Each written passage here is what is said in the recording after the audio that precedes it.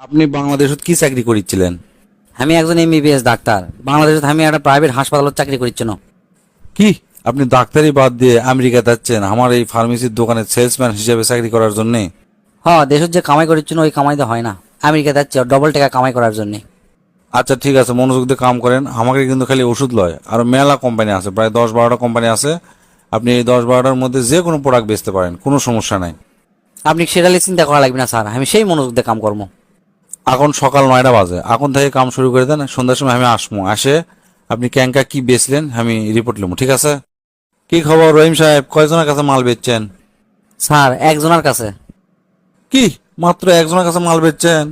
এটি আরো মেলা সেলসম্যান আছে, প্রত্যেকজন 20-30 জনের কাছে বেচে, আর আপনি মাত্র একজনের কাছে বেচছেন? এল্লা কাম করলে হবি কোন? তা কয় টাকার বেচছেন আপনি? 92,95,600 ডলার। কি হচ্ছে? কয় টাকা আরেকবার কোন তো?